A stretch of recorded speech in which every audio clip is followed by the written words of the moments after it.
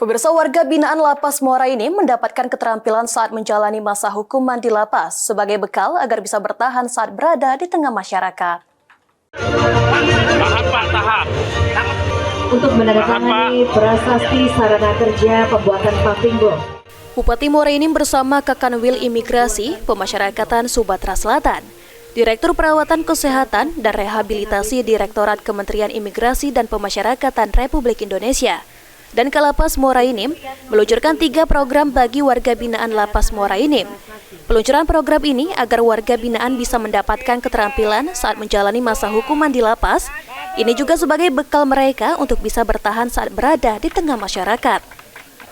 Kakanwil Imigrasi dan Pemasyarakatan Sumatera Selatan, RWD Supriyanto, mengatakan, program ini bekerja sama dengan pemerintah Kabupaten Muara Inim dan pihak perusahaan lokal dan BUMN yang bertujuan untuk menambah keterampilan warga binaan.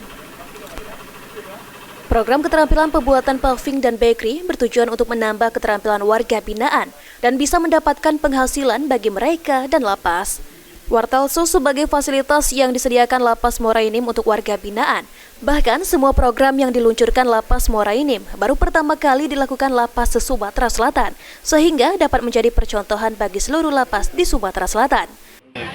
Bantuan dan dari beberapa pihak, baik dari Pak Bupati beserta seluruh jajaran, kemudian dari PT PLN yang juga sangat membantu kami.